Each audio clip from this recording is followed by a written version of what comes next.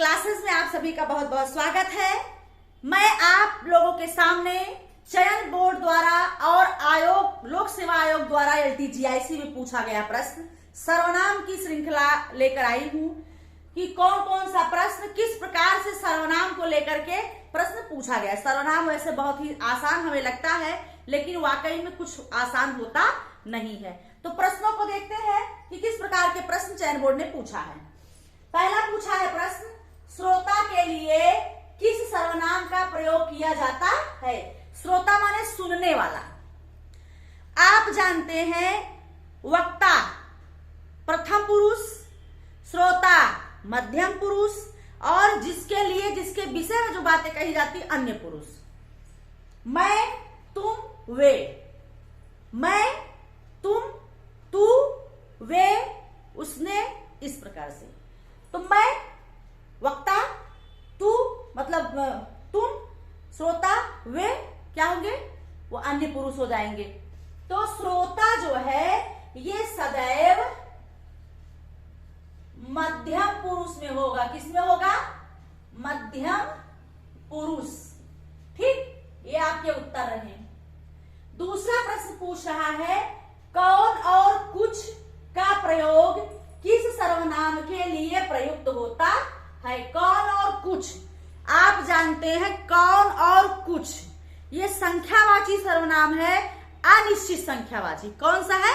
अनिश्चित संख्यावाची।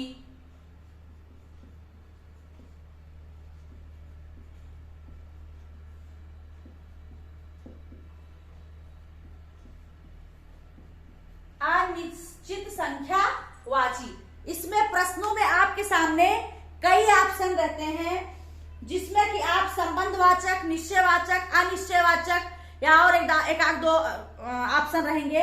तो आप जानते रहिए कौन और कुछ का प्रयोग सर्वनाम में अनिश्चित संख्यावाची में होता है। अगला प्रश्न पूछा था कि संज्ञा प्रतिनिधि शब्द, ये GIC LT में पूछा गया था। किसमें पूछा गया था? LTGIC 2018 में पहली बार LTGIC की परीक्षा लिखित हुई थी। उसमें यह प्रश्न पूछा गया था कि कुछ विद्वानों के अनुसार संज्ञा प्रतिनिधि शब्द का प्रयोग किसके लिए किया गया है। संज्ञा मतलब किसका प्रतिनिधित्व करती है, ये प्रश्न का उत्तर है। मतलब आशय है, आशय। ऑप्शन था क्रिया, क्रिया के लिए, विशेषण, विशेषण के लिए, संज्ञा के भेद के लिए अथवा सर्वनाम के लिए। तो आप जानते हैं कि संज्ञा के बदले संज्ञा का प्रतिनिधित्व सदैव सर्वनाम ही करता है। क्या करता है? सर्वनाम। हाँ, क्रिया, विशेषण और संज्ञा के भेद के लिए उसका प्रतिनिधित्व कोई मतलब नहीं है। संज्ञा प्रतिनिधित्व का, सदैव संज्ञा का प्रतिनिधित्व, संज्ञा की जगह सर्वनाम का ही प्रयोग किया जाता है।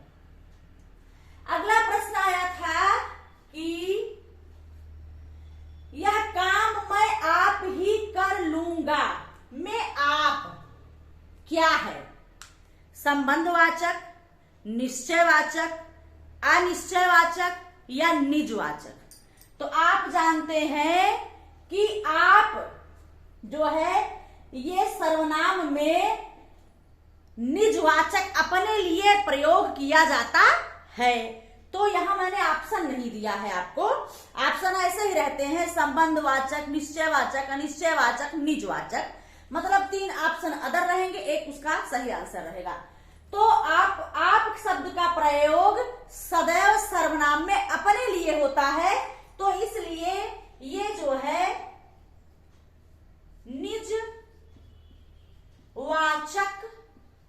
सर्वनाम होगा। क्या होगा? यह काम मैं आप ही कर लूंगा में आप जो है, आप क्या है? तो आप निजवाचक सर्वनाम है।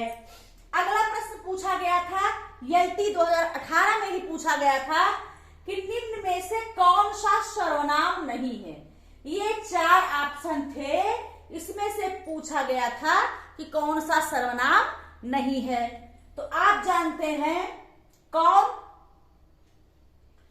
अनिश्चयवाचक, कोई, अनिश्चयवाचक, उसने, कौन सा सर्वनाम है? उसने मतलब होता है अन्य पुरुष, और 10 गुना ये क्या है, ये विशेषण है।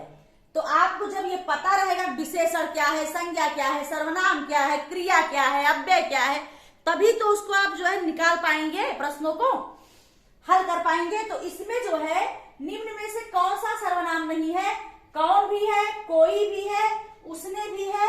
10 गुना यहाँ सर्वनाम नहीं है, बल्कि 10 गुना क्या है, विशेषण है। तो ये रहे आपके प्रश्नों की श्रृंखला, जो कि अभी तक बोर्ड के द्वारा पूछा गया प्रश्न है।